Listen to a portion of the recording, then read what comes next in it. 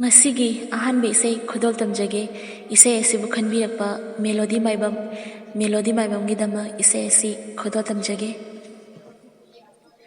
ꯍꯦ ꯄꯤꯔꯥꯡ ꯃꯤꯠꯂꯨꯒꯤ ꯄꯤꯔꯥꯡ ꯁꯤꯟꯊꯧ ꯂꯦꯞꯇꯅ ꯈꯥꯝꯂꯔꯣꯏ ꯑꯃꯨꯛ ꯆꯪꯁꯤꯟꯕ ꯌꯥꯔꯔꯣꯏꯗꯕ ꯅꯨꯡꯁꯤꯒꯤ ꯂꯝꯕꯤꯅꯤ ꯆꯥꯝꯊꯣꯛꯄꯤꯌꯨ ꯅꯪꯅ ꯊꯃꯣꯏꯒꯤ ꯃꯩꯆꯥꯛꯁꯦ. ꯍꯦ ꯄꯤꯔꯥꯡ ꯃꯤꯠꯂꯨꯒꯤ ꯄꯤꯔꯥꯡ ꯃꯇꯝ ꯅꯪꯅꯅꯤ ꯑꯩꯕꯨ ꯋꯥꯍꯜꯂꯤꯕ ꯅꯨꯡꯁꯤꯕ ꯃꯥꯒꯤ ꯅꯨꯡꯁꯤ ꯈꯨꯗꯣꯜꯁꯨ ꯃꯃꯤ ꯁꯥꯝꯈ꯭ꯔꯦ ꯃꯧ ꯂꯦꯡꯈꯤꯗ꯭ꯔꯦ ꯂꯥꯟꯖꯗ꯭ꯔꯕ ꯊꯃꯣꯏ ꯑꯁꯤꯗ ꯊꯦꯡꯅꯔꯨꯕ ꯃꯤꯀꯨꯞ ꯑꯗꯨꯗ ꯈꯥꯖꯤꯜꯂꯝꯂꯦ ꯅꯨꯡꯁꯤꯒꯤ ꯁꯝꯕꯜ ꯑꯃꯅ. ꯍꯦ ꯄꯤꯔꯥꯡ ꯃꯤꯠꯂꯨꯒꯤ ꯄꯤꯔꯥꯡ. ꯃꯊꯪꯒꯤ ꯑꯔꯣꯏꯕ ꯏꯁꯩ ꯑꯁꯤꯕꯨ ꯈꯟꯕꯤꯔꯛꯄ ꯕꯤꯀꯤ ꯆꯣꯡꯊꯥꯝꯒꯤꯗꯃꯛ ꯏꯁꯩ ꯑꯁꯤ ꯈꯨꯗꯣꯜ ꯇꯝꯖꯒꯦ. ꯁꯨꯔ ꯃꯥꯡꯈ꯭ꯔꯕ ꯑꯩꯒꯤ ꯄꯨꯟꯁꯤꯒꯤ ꯁꯩꯍꯦꯛꯇ ꯏꯅꯣꯠ ꯍꯥꯞꯄꯤꯔꯤꯕ ꯅꯨꯡꯁꯤꯕꯤ ꯅꯐꯝꯗ ꯍꯥꯏꯖꯅꯤꯡꯕ ꯋꯥꯍꯩ ꯑꯁꯦꯡꯕ ꯇꯝꯂꯒꯦ ꯆꯤꯊꯕ ꯂꯩꯇꯅ. ꯑꯍꯥꯟꯕ ꯑꯣꯏꯅ ꯅꯪꯕꯨ ꯃꯤꯇꯥꯖꯔꯨꯕꯗ ꯐꯥꯎꯈꯤ ꯍꯧꯔꯛꯐꯝ ꯈꯪꯗ ꯏꯍꯨꯜꯃꯟ. ꯂꯦꯞꯄ ꯅꯥꯏꯗ ꯆꯠꯄ ꯃꯇꯝ ꯃꯥꯒꯤ ꯈꯣꯡꯆꯠꯄꯨ ꯂꯦꯞꯍꯟꯕ ꯀꯥꯎꯕ ꯉꯝꯗ ꯈꯨꯠꯁꯦꯝꯅ ꯂꯥꯛꯈꯤ ꯏꯪꯉ ꯅꯣꯡꯖꯨꯁꯨ ꯑꯀꯟꯕ. ꯅꯨꯡꯁꯤ ꯍꯥꯏꯕ ꯋꯥꯍꯩꯅ ꯆꯤꯟꯕꯥꯜꯗꯗꯤ ꯌꯧꯉꯝꯗ ꯃꯥꯡꯈꯤꯕ ꯅꯣꯡꯃ ꯐꯥꯗꯣꯛ ꯊꯦꯡꯅꯕ ꯕꯩꯆꯥꯔꯥꯅꯤ ꯇꯃꯛꯅ ꯌꯦꯡꯂꯛꯄ. ꯂꯝꯗꯝ ꯇꯥꯝꯅ ꯅꯨꯡꯁꯤꯔꯕꯤ ꯅꯪꯒꯤ ꯁꯛꯇꯝ ꯎꯕ ꯐꯪꯗ꯭ꯔꯕꯁꯨ ꯇꯥꯏꯕꯪ ꯃꯥꯂꯦꯝ ꯇꯥꯌꯣꯟꯅꯔ ꯈꯣꯡꯐꯝ ꯂꯦꯞꯄ ꯉꯝꯗ ꯐꯥꯎꯔꯤ ꯈꯧꯔꯥꯡꯕ. ꯃꯥꯏꯀꯩ ꯈꯨꯗꯤꯡ ꯋꯥꯈꯜ ꯑꯩꯒꯤ ꯐꯥꯊꯕ ꯉꯝꯕꯤ ꯅꯪꯒꯤ ꯈꯣꯟꯖꯦꯜ ꯇꯥꯗ꯭ꯔꯁꯨ ꯆꯤꯔꯣꯜ ꯍꯩꯕ ꯃꯥꯂꯪꯕꯅ ꯌꯩꯗꯨꯅ ꯍꯣꯡꯂꯛꯄꯅ ꯅꯪꯒꯤ ꯄꯥꯎꯗꯝ ꯈꯣ.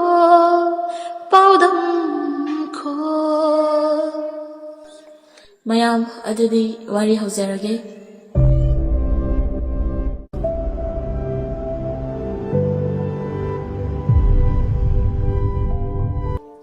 ꯕꯣꯏꯡꯅ ꯉꯁꯤ ꯆꯥꯁꯦ ꯀꯅꯥꯅ ꯂꯣꯟꯒꯦ?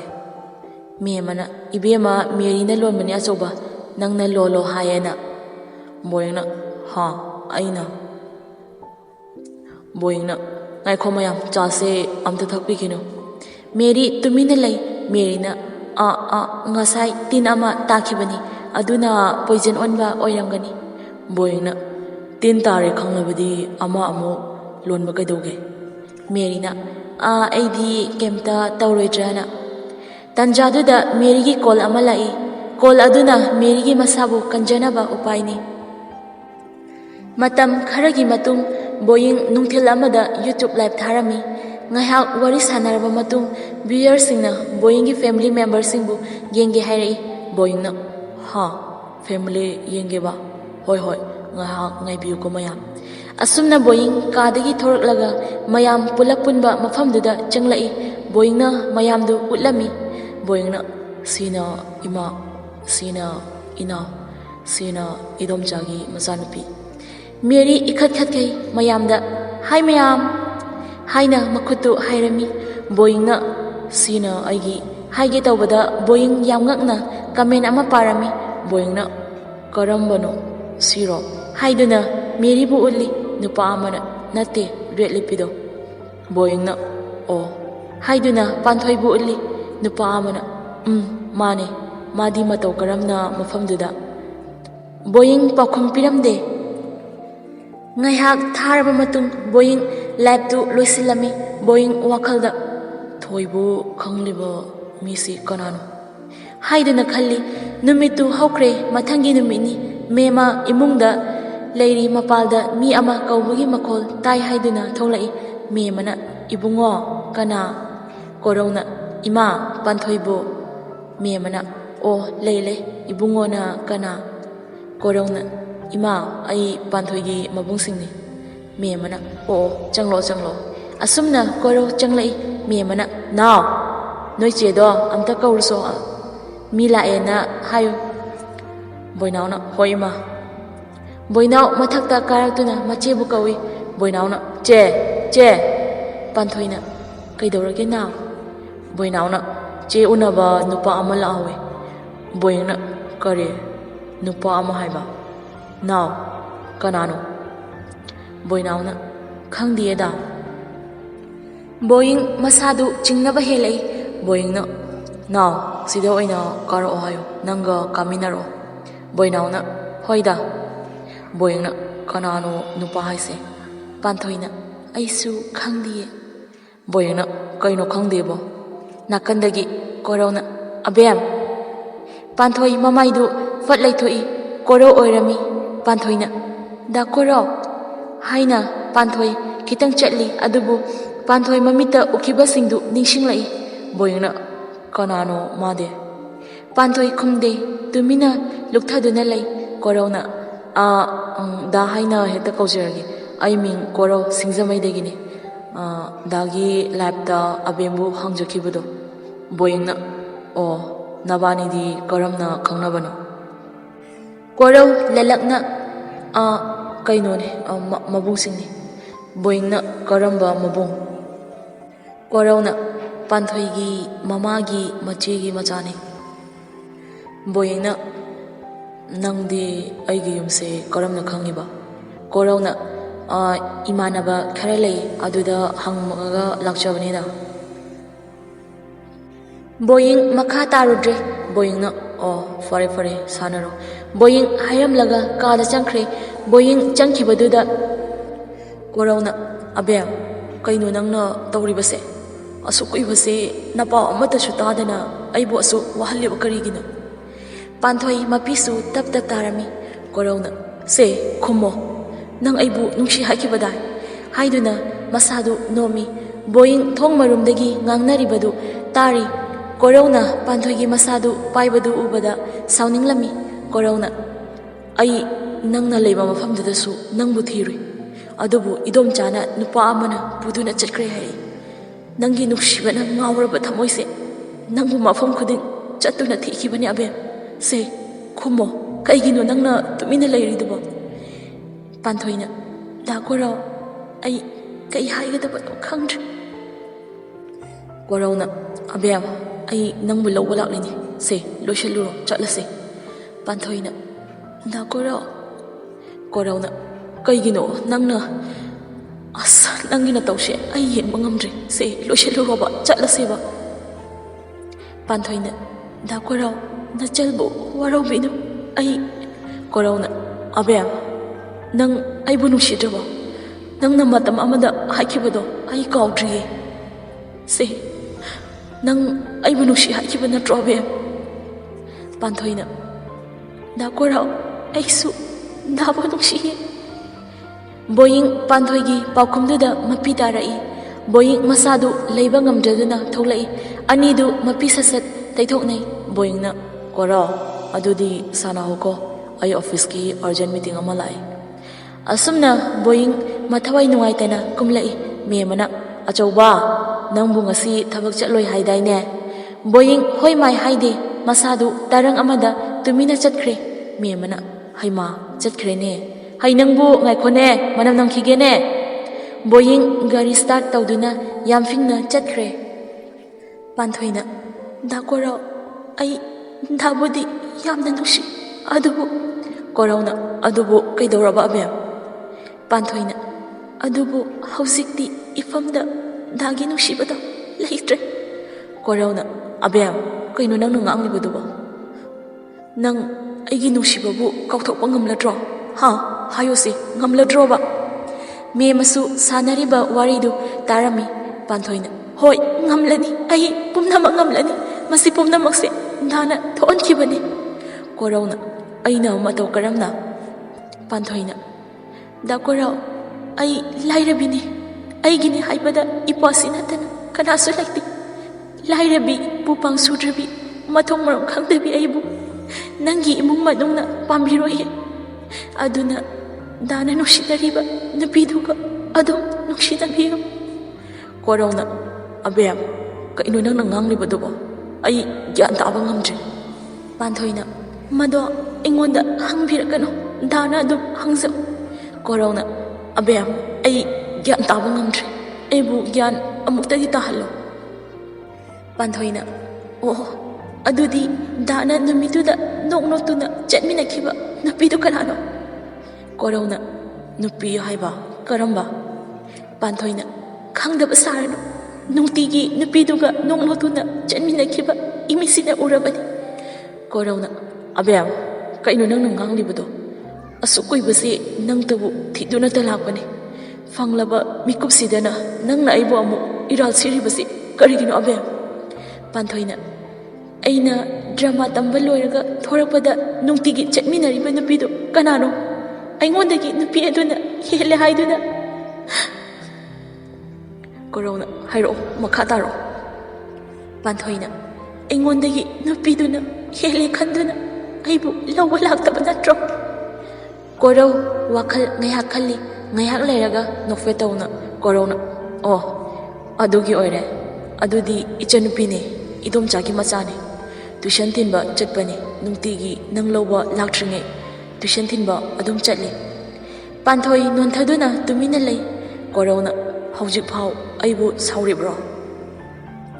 ꯄꯥꯟꯊꯣꯏ ꯈꯨꯝꯗꯦ꯫ ꯇꯟꯖꯥꯗꯨꯗ ꯀꯣꯔꯧꯒꯤ ꯐꯣꯟ ꯂꯥꯛꯏ꯫ ꯀꯣꯔꯧ ꯐꯣꯟꯗꯨ ꯂꯥꯎꯠ ꯁ꯭ꯄꯤꯀꯔ ꯊꯥꯗꯨꯅ ꯁꯥꯟꯅꯩ꯫ ꯀꯣꯔꯧꯅ ꯍꯜꯂꯣ ꯏꯃꯥ꯫ ꯃꯃꯥꯅ ꯏꯕꯨꯡꯉꯣ ꯅꯪꯕꯨ ꯀꯥꯏꯗ ꯂꯩꯒꯦ? ꯀꯣꯔꯧꯅ ꯏꯃꯥ ꯑꯩ ꯊꯕꯛ ꯑꯃ ꯆꯠꯂꯤꯌꯦ꯫ ꯃꯃꯥꯅ ꯑꯗꯣ ꯏꯃꯥꯅ ꯍꯥꯏꯕ ꯅꯨꯄꯤꯗꯣ ꯑꯝꯇ ꯎꯅꯔꯝꯃꯣ, ꯏꯃꯥꯅ ꯅꯪ ꯊꯥꯔꯛꯀꯦ ꯍꯥꯏꯈ꯭ꯔꯕꯅꯤ꯫ ꯀꯣꯔꯧꯅ ꯀꯩꯅꯣ ꯏꯃꯥ, ꯏꯃꯥꯅ ꯉꯥꯡꯂꯤꯕꯗꯣ? ꯑꯩ ꯃꯗꯨ ꯌꯥꯕ ꯉꯝꯂꯣꯏ, ꯑꯩ ꯑꯕꯦꯝ ꯅꯠꯇꯅ ꯑꯇꯣꯞꯄ ꯀꯅꯥꯒꯁꯨ ꯂꯨꯍꯣꯡꯕ ꯉꯝꯂꯣꯏ꯫ ꯑꯩ ꯍꯧꯖꯤꯛ ꯑꯕꯦꯝꯒꯤ ꯃꯅꯥꯛꯇ ꯂꯩ, ꯑꯩ ꯃꯥꯕꯨ ꯄꯨꯗꯨꯅ ꯂꯥꯛꯀꯅꯤ꯫ ꯃꯃꯥꯅ ꯏꯕꯨꯡꯉꯣ ꯏꯃꯥ ꯏꯄꯥꯅ ꯁꯤꯜꯂꯤꯕꯁꯦ ꯅꯪꯒꯤ ꯐꯠꯇꯅꯕ꯭ꯔꯣ ꯂꯥꯏꯔ ꯆꯨꯗꯠꯅꯕꯤ, ꯃꯃꯥ ꯃꯄꯥ ꯃꯊꯣꯡ ꯃꯔꯝ ꯈꯪꯗꯕꯤꯗꯣ ꯏꯃꯨꯡꯁꯤꯒꯤ ꯃꯧ ꯑꯣꯏꯅ ꯍꯦꯛ ꯄꯨꯁꯤꯜꯂꯛꯄꯗ ꯅꯪ ꯏꯃꯥ ꯍꯥꯠꯄ ꯄꯥꯞꯇꯣ ꯅꯪꯅ ꯄꯨꯒꯗꯕꯅꯤꯀꯣ꯫ ꯀꯣꯔꯧꯅ ꯏꯃꯥ꯫ ꯃꯃꯥꯗꯨ ꯁꯥꯎꯗꯨꯅ ꯊꯝꯈ꯭ꯔꯦ꯫ ꯀꯣꯔꯧ ꯉꯥꯏꯍꯥꯛꯀꯤ ꯑꯁꯥꯎꯕꯅ ꯄꯥꯟꯊꯣꯏ ꯂꯩ ꯍꯥꯏꯕ ꯀꯥꯎꯔꯝꯃꯤ꯫ ꯀꯣꯔꯧꯅ ꯑꯕꯦꯝ꯫ ꯄꯥꯟꯊꯣꯏ ꯀꯞꯇꯨꯅ ꯂꯩꯔꯝꯃꯤ꯫ ꯀꯣꯔꯧꯅ ꯑꯕꯦꯝ ꯅꯪꯒꯤ ꯅꯇꯧꯗꯨꯅ ꯑꯩ ꯍꯥꯏꯐꯝ ꯈꯪꯗ꯭ꯔꯦ, ꯁꯦ ꯂꯣꯏꯁꯤꯜꯂꯨꯔꯣ, ꯏꯕꯥꯅꯤ ꯃꯐꯝ ꯀꯥꯏꯗꯅꯣ ꯑꯃꯗ ꯆꯠꯈ꯭ꯔꯁꯤ, ꯁꯦ ꯑꯕꯦꯝ ꯍꯥꯏꯗꯨꯅ ꯃꯈꯨꯠꯇꯨ ꯄꯥꯏ꯫ ꯄꯥꯟꯊꯣꯏ ꯄꯥꯏꯔꯛꯂꯤꯕ ꯃꯈꯨꯠꯇꯨ ꯇꯞꯅ ꯊꯥꯗꯣꯛꯏ꯫ ꯑꯗꯨꯒ ꯄꯥꯟꯊꯣꯏꯅ ꯗꯥ ꯀꯣꯔꯧ, ꯏꯃꯥ ꯕꯕꯥꯅ ꯍꯥꯏꯕ ꯏꯟꯕꯤꯌꯨ, ꯏꯃꯥ ꯕꯕꯥꯅ ꯍꯥꯏꯕ ꯏꯟꯕ ꯍꯥꯏꯕꯁꯦ ꯄꯨꯟꯁꯤꯒꯤ ꯃꯍꯩ ꯌꯥꯜꯂꯕꯅꯤ꯫ ꯀꯣꯔꯧꯅ ꯀꯩꯅꯣ ꯅꯪꯅ ꯉꯥꯡꯂꯤꯕꯗꯨꯕꯣ? ꯅꯪ ꯑꯩꯕꯨ ꯅꯨꯡꯁꯤꯗ꯭ꯔꯕꯣ ꯑꯕꯦꯝ ꯁꯦ ꯈꯨꯝꯃꯣ, ꯑꯩꯕꯨ ꯅꯨꯡꯁꯤꯗ꯭ꯔꯕꯣꯕ? ꯄꯥꯟꯊꯣꯏꯅ ꯗꯥ ꯀꯣꯔꯧ, ꯅꯆꯟꯕꯨ ꯍꯟꯖꯤꯟ ꯍꯟꯖꯤꯟ ꯋꯥ ꯉꯥꯡꯍꯟꯕꯤꯒꯅꯨ, ꯅꯨꯡꯁꯤꯕ ꯍꯥꯏꯕꯁꯦ ꯃꯈꯜ ꯌꯥꯝꯕꯅꯤ, ꯑꯗꯨꯕꯨ ꯊꯃꯣꯏꯗ ꯂꯥꯠꯂꯤꯕ ꯃꯍꯥꯛꯇꯨꯗꯤ ꯑꯃꯈꯛꯇꯅꯤ꯫ ꯀꯣꯔꯧꯅ ꯑꯣ ꯑꯗꯨꯗꯤ ꯅꯪꯅ ꯄꯥꯝꯂꯤꯕꯁꯦ ꯑꯩꯒꯤ ꯄꯨꯟꯁꯤꯅ ꯉꯥꯎꯆꯠꯅꯕꯗꯨꯔ ꯅꯪꯅ ꯄꯥꯝꯂꯤꯕꯁꯦ ꯃꯗꯨꯔꯕ? ꯃꯦꯃ ꯑꯅꯤꯗꯨꯒꯤ ꯃꯇꯧꯗꯨ ꯌꯦꯡꯕ ꯉꯝꯗ꯭ꯔꯗꯨꯅ ꯆꯠꯈ꯭ꯔꯦ꯫ ꯄꯥꯟꯊꯣꯏꯅ ꯗꯥ ꯀꯣꯔꯧ ꯆꯠꯄꯤꯔꯣ, ꯏꯃꯥ ꯕꯕꯥꯒꯤ ꯌꯥꯊꯪ ꯏꯟꯕꯅ ꯗꯥ ꯀꯣꯔꯧꯒꯤ ꯄꯨꯟꯁꯤꯕꯨ ꯌꯥꯏꯐꯕ ꯑꯣꯏꯒꯅꯤ꯫ ꯀꯣꯔꯧꯅ ꯃꯗꯣ ꯑꯩ ꯌꯥꯕ ꯉꯝꯂꯣꯏ, ꯑꯩ ꯅꯪꯕꯨ ꯄꯨꯗꯨꯅ ꯃꯐꯝ ꯑꯁꯤꯗꯒꯤ ꯃꯤꯀꯨꯞ ꯑꯃ ꯐꯥꯎꯕ ꯆꯠꯂꯣꯏ, ꯂꯥꯛꯑꯣ ꯆꯠꯁꯤꯁꯦ, ꯂꯥꯛꯑꯣ ꯑꯕꯦꯝ꯫ ꯀꯣꯔꯧ ꯄꯥꯟꯊꯣꯏꯒꯤ ꯃꯈꯨꯠꯇꯨ ꯄꯥꯏꯗꯨꯅ ꯆꯤꯡꯏ꯫ ꯄꯥꯟꯊꯣꯏ ꯈꯪꯍꯧꯗꯅ ꯀꯣꯔꯧꯒꯤ ꯃꯃꯥꯏꯗ ꯈꯨꯄꯥꯛꯅ ꯊꯥꯔꯝꯃꯤ꯫ ꯑꯗꯨꯒ ꯄꯥꯟꯊꯣꯏꯅ ꯑꯩꯕꯨ ꯂꯥꯏꯔꯕꯤꯅꯤ, ꯀꯅꯥꯁꯨ ꯂꯩꯇꯦ ꯍꯥꯏꯗꯨꯅ ꯎꯁꯤꯠꯇ꯭ꯔꯤꯕꯔꯣ? ꯂꯥꯏꯔꯕꯤ, ꯑꯩꯒꯤꯁꯨ ꯃꯤ ꯂꯩꯌꯦ꯫ ꯑꯁꯤ ꯍꯥꯏꯗꯨꯅ ꯄꯥꯟꯊꯣꯏ ꯍꯦꯛ ꯍꯦꯛ ꯀꯞꯄꯤ꯫ Corona, Abem, Nangina Tosi, I Hagadabano country. I should get Tassilactric. Adutuna, Olongani Haiba, a Tajar to the Bonico.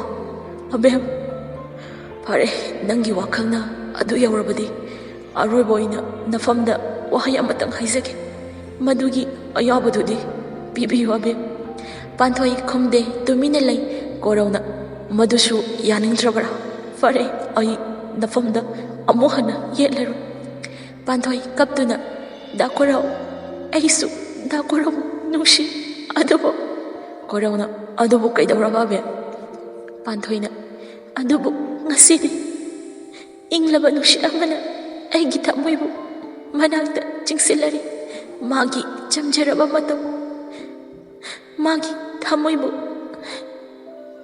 Aina Adugimati, Galaglore,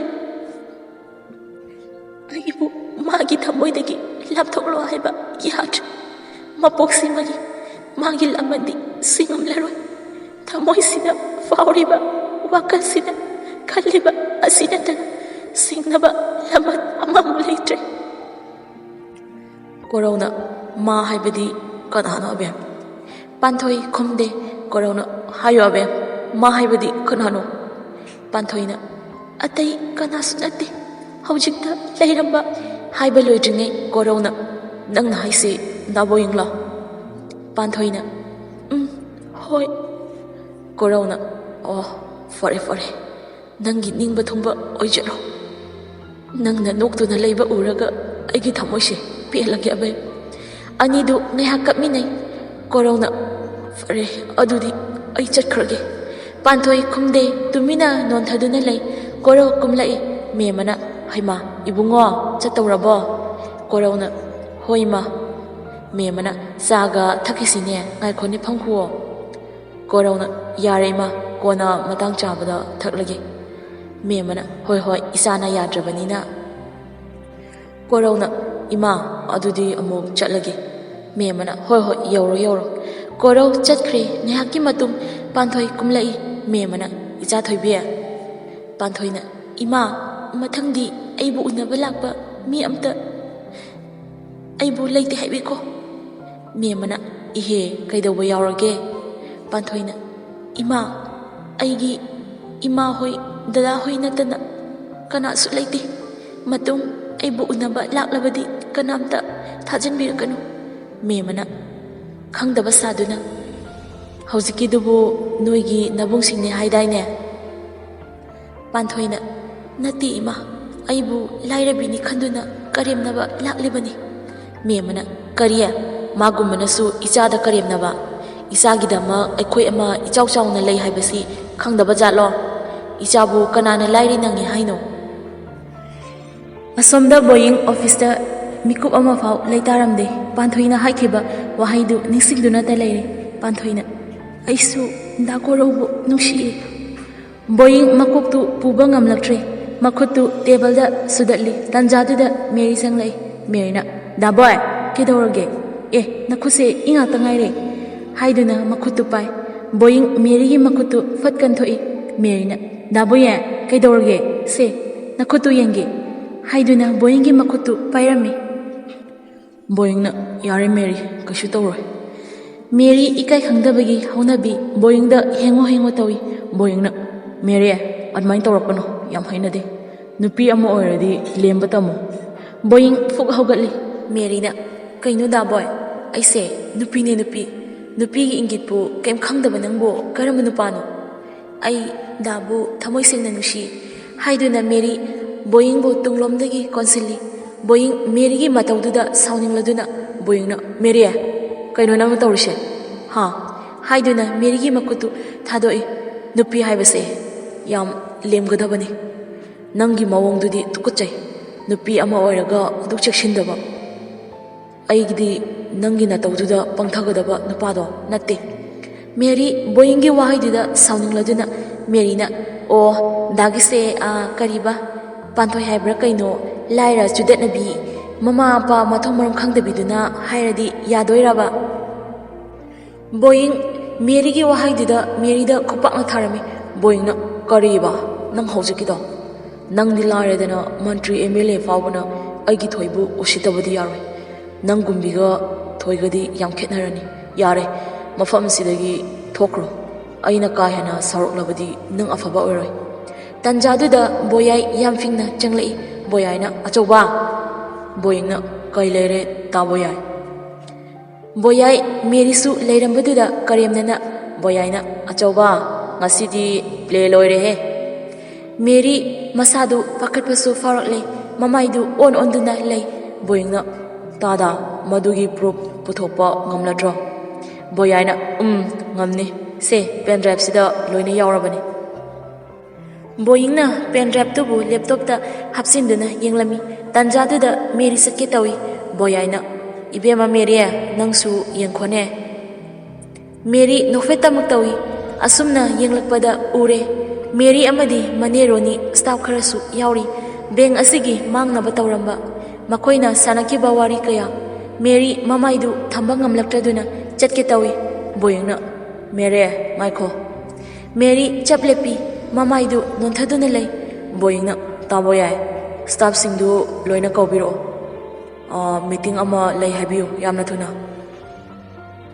ꯕꯣꯌꯥꯏꯅ ꯐꯅꯤ ꯕꯣꯌꯥꯏ ꯃꯦꯔꯤꯗ ꯎꯁꯤꯠꯇꯅ ꯅꯣꯛꯂꯝꯂꯒ ꯆꯠꯈ꯭ꯔꯦ ꯉꯥꯏꯍꯥꯛꯀꯤ ꯃꯇꯨꯡ ꯁ꯭ꯇꯥꯐ ꯃꯌꯥꯝꯗꯨ ꯂꯥꯛꯂꯦ ꯕꯣꯌꯤꯡ ꯇꯞꯅ ꯉꯥꯡꯕ ꯍꯧꯔꯛꯏ ꯕꯣꯌꯤꯡꯅ ꯑꯩꯅ ꯉꯁꯤ ꯍꯥꯏꯔꯤꯕ ꯃꯌꯥꯝꯁꯦ ꯑꯩꯒꯤ ꯅꯨꯡꯁꯤꯔꯕ ꯁ꯭ꯇꯥꯐ ꯃꯌꯥꯝꯅ ꯃꯨꯟꯅ ꯇꯥꯕꯤꯌꯨ ꯕꯣꯌꯤꯡ ꯃꯈꯥ ꯇꯥꯔꯛꯏ ꯕꯣꯌꯤꯡꯅ ꯑꯣꯐꯤꯁ ꯑꯁꯤꯒꯤ ꯁ꯭ꯇꯥꯐ ꯄꯨꯝꯅꯃꯛ ꯑꯩꯒꯤ ꯏꯆꯤꯜ ꯏꯅꯥꯎ ꯉꯥꯛꯇꯅꯤ ꯈꯟꯖꯩ ꯅꯈꯣꯏꯅ ꯊꯕꯛ ꯆꯨꯝꯅ ꯇꯧꯔꯤꯕ ꯃꯈꯩ ꯅꯈꯣꯏꯒꯤ ꯃꯇꯦꯡꯁꯨ ꯑꯩꯅ ꯄꯥꯡꯒꯅꯤ ꯑꯗꯨꯕꯨ ꯀꯩꯁꯨ ꯂꯩꯇ꯭ꯔꯕ ꯕꯦꯡ ꯃꯆꯥ ꯑꯁꯤꯒꯤ ꯊꯕꯛ ꯊꯧꯔꯝꯗ ꯃꯥꯡꯅꯕ ꯁꯤꯟꯕ ꯕꯦꯡ ꯑꯁꯦ ꯃꯨꯠꯈꯤꯕꯗꯤ ꯑꯩ ꯀꯩꯁꯨ ꯂꯩꯇꯦ ꯑꯩꯉꯣꯟꯗ ꯑꯗꯨꯕꯨ ꯃꯌꯥꯝ ꯄꯨꯟꯅ ꯍꯤꯡꯃꯤꯟꯅꯁꯤ ꯍꯥꯏꯕꯅꯤ ꯑꯗꯨꯕꯨ ꯌꯥꯗ꯭ꯔꯕꯅꯤꯅ ꯌꯥꯗꯕꯒꯤ ꯊꯕꯛ ꯇꯧꯕ ꯇꯥꯕꯅꯤ ꯕꯣꯌꯤꯡ ꯆꯦ ꯑꯃ puthorei boyingna aina piriba cheda mathang yengbiro aduga masana khangna mafam asidagi chatkiba yani mayam mathang yenglami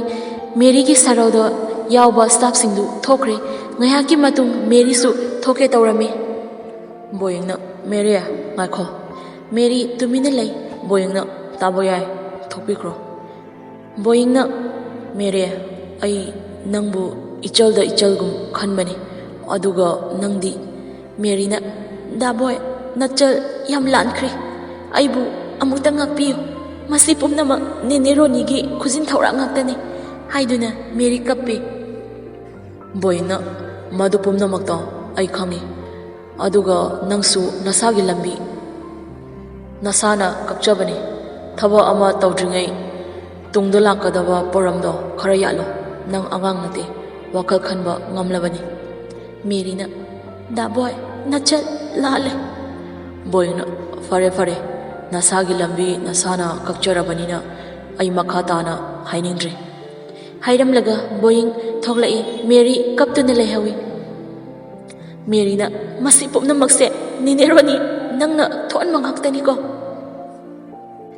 asumna numitu hawkre boying Panthoibu aduki mati warakre Panthoi leiba mafam khudin thai-duna chatlami numitu chak charami Panthoidi charamde memana Panthoibiya nangsu chahawrasidana lao horen nathanta chaboy chadoboy tawne boynauna iche lao boyingdi wanganglamde tumina chari memana Panthoibiya ngado kharada hapa ohe now nangidi hapaludana boynauna yaredama Panthoina insangdu haplami boying gisu haplami boying chaba chaplepi Panthoi mema amadi boinaw ngakna yengi boying makhutu hamduna chak tokre memana kaino achouba chaksu icha chadri kaidawba yawrage nangbo boying kaim khumde boinaw su tokre memana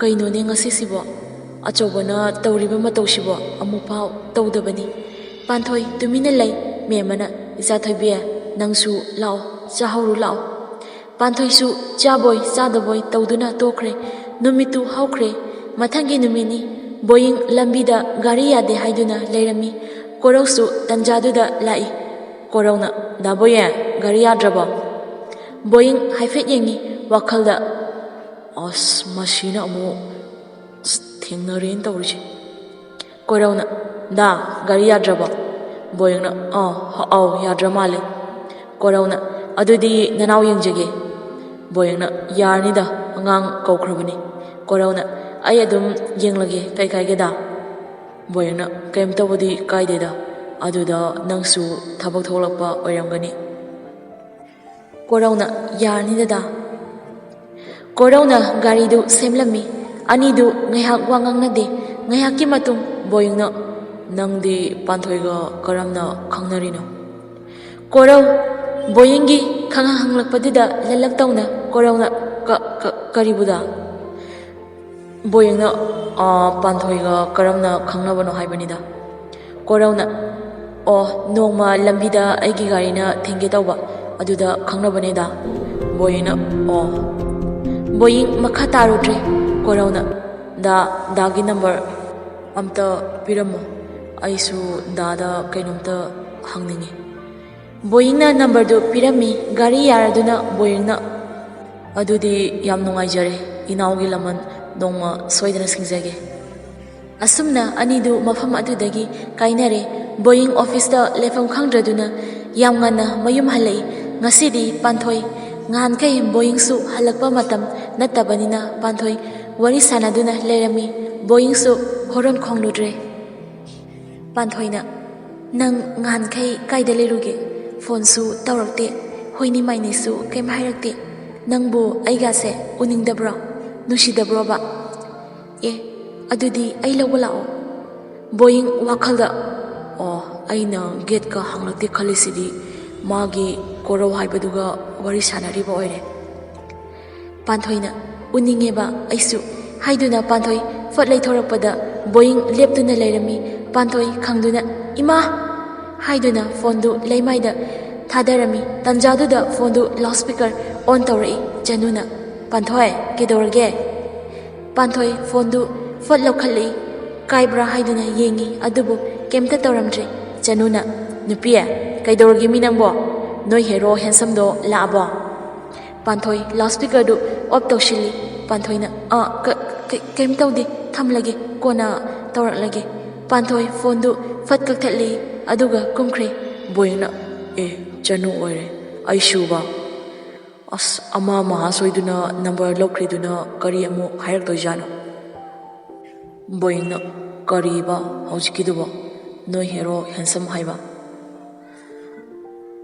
ꯑꯁ ꯀꯅꯥ ꯑꯃꯨꯛ ꯑꯣꯏꯔꯖꯥꯠꯅꯣ ꯑꯩꯗꯤꯅꯦ ꯈꯣꯏꯗꯧꯁꯦ ꯁꯨꯝ ꯁꯥꯎꯒꯠꯂꯛꯇꯧꯔꯤꯗ ꯅꯨꯃꯤꯠꯇꯨ ꯍꯧꯈ꯭ꯔꯦ Sunita ꯄꯥꯟꯊꯣꯏꯗ phone ꯇꯧꯔꯛꯏ ꯄꯥꯟꯊꯣꯏꯅ hello ꯆꯆꯥ Sunita ꯄꯥꯈꯠꯅ ꯁꯨꯅꯤꯇꯥꯅ ꯏꯆꯥꯊꯣꯏꯕꯤ ꯃꯃꯥ ꯂꯩꯕ꯭ꯔꯣ ꯄꯥꯟꯊꯣꯏꯅ ꯂꯩꯌꯦ ꯄꯥꯏꯍꯜꯂꯛꯀꯦ ꯄꯥꯟꯊꯣꯏꯅ ꯐꯣꯟꯗꯨ ꯃꯦꯝꯃꯗ ꯄꯤꯔꯝꯃꯤ ꯃꯦꯝꯃꯅ ꯍꯜꯂꯣ ꯁꯨꯅꯤꯇꯥ ꯁꯨꯅꯤꯇꯥꯅ ꯏꯆꯦ ꯃꯦꯝꯃꯅ ꯀꯩꯗꯧꯔꯒꯦ ꯁꯨꯅꯤꯇꯥꯅ ꯑꯆꯧꯕꯗꯣ ꯃꯦꯝꯃꯅ ꯑꯆꯧꯕ ꯀꯩꯗꯧꯔꯒꯦ ꯁꯨꯅꯤꯇꯥꯅ ꯑꯦꯛꯁꯤꯗꯦꯟ ꯊꯣꯛꯑꯦꯅ ꯑꯉꯥꯡ ꯈꯔꯅ ꯄꯨꯈꯠꯂꯛꯑꯦ ꯃꯦꯝꯃꯅ ꯀꯩꯅꯣ ꯍꯥꯏꯗꯨꯕꯣ ꯑꯁꯦꯡꯕ꯭ꯔꯣ ꯁꯨꯅꯤꯇꯥ ꯁꯨꯅꯤꯇꯥꯅ ꯍꯣꯏ ꯏꯆꯦ ꯑꯩꯁꯨ ꯗ꯭ꯌꯨꯇꯤ ꯂꯣꯏꯔꯒ ꯊꯣꯔꯛꯄꯅꯦ ꯑꯗꯨꯗ ꯃꯌꯥꯝ ꯀꯟꯅ ꯂꯥꯛꯅꯔꯒ ꯂꯩꯔꯝꯕꯗꯨꯗ ꯆꯪꯂꯨꯕꯗ ꯑꯆꯧꯕ ꯑꯣꯏꯔꯝꯃꯦ ꯃꯦꯝꯃꯅ ꯀꯩꯅꯣ ꯍꯟꯗꯛ ꯏꯃꯨꯡꯁꯤꯗ ꯊꯣꯛꯂꯤꯕ ꯊꯧꯗꯣꯛꯁꯤꯡꯁꯤꯕꯣ ꯁꯨꯅꯤꯇꯥꯅ ꯏꯆꯦ ꯍꯧꯖꯤꯛ ꯃꯗꯨꯒꯤ ꯃꯇꯝ ꯅꯠꯇꯤꯌꯦ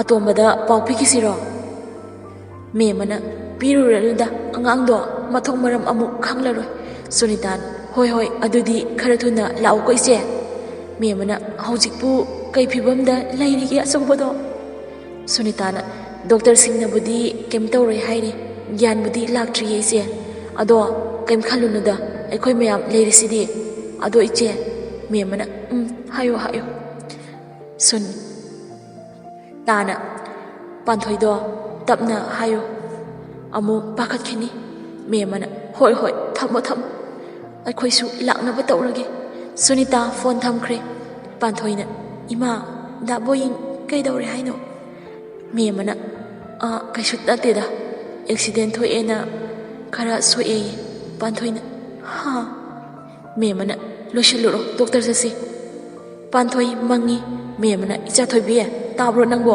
ꯍꯧꯖꯤꯛ ꯃꯗꯨꯒꯤ ꯃꯇꯝ ꯅꯠꯇꯦꯅꯦ ꯄꯥꯟꯊꯣꯏꯅ ꯍꯣꯏ ꯏꯃꯥ ꯑꯁꯨꯝꯅ ꯑꯅꯤꯗꯨ ꯍꯣꯁꯄꯤꯇꯥꯜ ꯌꯧꯔꯗꯨꯅ ꯁꯨꯅꯤꯇꯥ ꯃꯦꯝꯃ ꯑꯃꯗꯤ ꯄꯥꯟꯊꯣꯏ ꯋꯥꯔꯤ ꯁꯥꯟꯅꯔꯤ꯫ ꯃꯦꯝꯃꯅ ꯁꯨꯅꯤꯇꯥ ꯀꯃꯥꯏ ꯇꯧꯔꯒꯦ?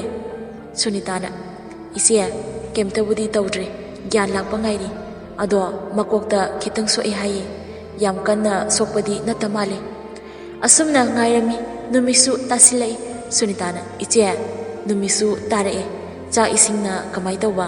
ꯑꯩꯅ ꯄꯨꯔꯛꯑꯣ ꯍꯥꯏꯕ꯭ꯔꯣ?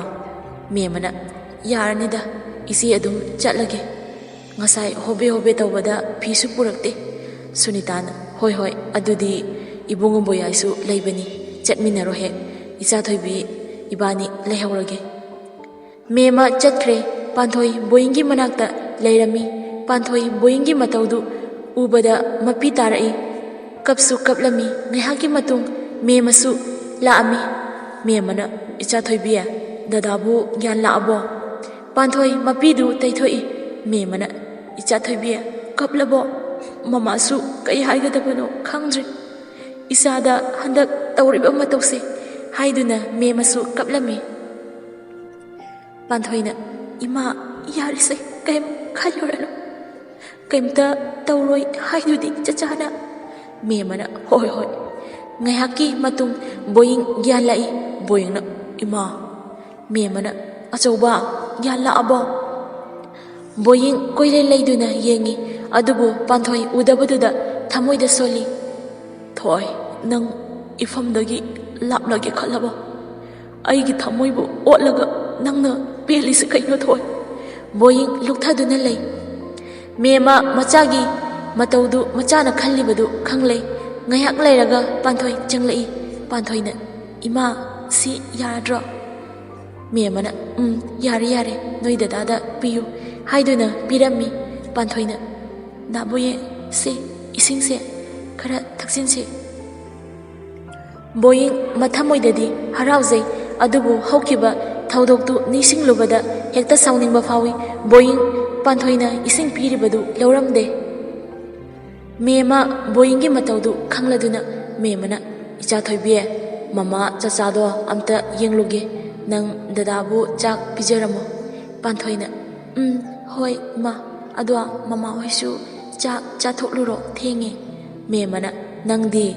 ꯄꯥꯟꯊꯣꯏꯅ ꯑꯩ ꯀꯣꯟꯅ ꯆꯥꯔꯒꯦ꯫ ꯃꯦꯝꯃꯅ ꯍꯣꯏ ꯍꯣꯏ ꯍꯥꯏꯗꯨꯅ ꯆꯠꯈ꯭ꯔꯦ꯫ ꯄꯥꯟꯊꯣꯏꯅ ꯗꯥꯕꯣꯌꯦ ꯏꯁꯤꯡꯁꯦ ꯈꯤꯇꯪ ꯊꯛꯆꯤꯟꯁꯦ꯫ ꯕꯣꯌꯤꯡ ꯀꯩꯝꯇ ꯈꯨꯝꯗꯦ꯫ ꯄꯥꯟꯊꯣꯏ ꯆꯥꯛꯇꯨ ꯄꯨꯊꯣꯛꯇꯨꯅ ꯄꯥꯟꯊꯣꯏꯅ ꯗꯥꯕꯣꯌꯦ ꯁꯦ ꯆꯥꯛꯁꯦ ꯈꯔ ꯆꯥꯁꯦ꯫ ꯕꯣꯌꯤꯡꯅ ꯊꯝꯃꯣ, ꯑꯩ ꯑꯗꯨꯝ ꯆꯥꯖꯒꯦ꯫ ꯄꯥꯟꯊꯣꯏꯅ ꯗꯥꯕꯣꯌꯦ ꯑꯩꯅ ꯏꯟꯕꯁꯦ ꯆꯥꯅꯤꯡꯗꯕ꯭ꯔꯣ? ꯂꯥꯏꯔꯕꯤ ꯑꯩꯒꯤ ꯁꯦꯕꯥꯁꯦ ꯏꯄꯦꯟ ꯄꯦꯟꯗꯕ꯭ꯔꯣ? ꯕꯣꯌꯤꯡ ꯈꯨꯝꯗꯦ, ꯇꯨꯃꯤꯟꯅ ꯂꯩꯔꯝꯃꯤ꯫ ꯄꯥꯟꯊꯣꯏ ꯃꯄꯤ ꯏꯔꯥ ꯆꯦꯜꯂꯛꯏ꯫ ꯄꯥꯟꯊꯣꯏ ꯀꯞꯉꯥꯡ ꯇꯧꯔꯛꯏ꯫ ꯄꯥꯟꯊꯣꯏꯅ ꯗꯥꯕꯣꯌꯦ ꯑꯩꯒꯤ ꯏꯔꯥꯜꯁꯤꯕꯨ ꯀꯔꯤꯅꯣ? ꯍꯟꯗꯛ ꯗꯥꯅ ꯑꯩꯕꯨ ꯎꯕ ꯈꯨꯗꯤꯡ ꯊꯩ ꯊꯩꯗꯨꯅ ꯆꯠꯂꯤꯕ ꯀꯔꯤꯒꯤꯅꯣ? ꯕꯣꯌꯤꯡ ꯈꯨꯝꯗꯦ꯫ ꯉꯥꯏꯍꯥꯛ ꯂꯩꯔꯒ ꯕꯣꯌꯤꯡꯅ ꯅꯪ ꯀꯩ ꯅꯨꯃꯤꯠꯇ ꯆꯠꯀꯦ ꯍꯥꯏꯕꯅꯣ? ꯄꯥꯟꯊꯣꯏ ꯉꯛꯅ ꯀꯩꯕꯣ? ꯕꯣꯌꯤꯡꯅ ꯅꯪ ꯂꯧꯕ ꯂꯥꯛꯂꯝꯕꯗꯣ, ꯃꯗꯣ ꯀꯩ ꯅꯨꯃꯤꯠꯇ ꯆꯠꯀꯦ ꯍꯥꯏꯅꯣ ꯍꯥꯏꯕꯅꯤ꯫ ꯄꯥꯟꯊꯣꯏꯅ ꯑꯩꯕꯨ ꯀꯅꯥꯅ ꯂꯧꯕ ꯂꯥꯛꯂꯝꯒꯦ? ꯕꯣꯌꯤꯡꯅ ꯑꯣ ꯅꯪ ꯈꯪꯗ꯭ꯔꯦ? ꯄꯥꯟꯊꯣꯏꯅ ꯕꯣꯌꯤꯡꯅ ꯀꯣꯔꯧꯅ ꯅꯪꯕꯨ ꯂꯧꯕ ꯂꯥꯛꯂꯝꯕꯗꯣ ꯀꯔꯝ ꯀꯥꯟꯗ ꯆꯠꯀꯦ ꯍꯥꯏꯅꯣ ꯍꯥꯏꯕꯅꯤ꯫ ꯄꯥꯟꯊꯣꯏꯅ ꯗꯥꯕꯣꯌꯦ꯫ ꯇꯥꯟꯖꯥꯗꯨꯗ ꯗꯣꯛꯇꯔ ꯆꯪꯂꯛꯏ꯫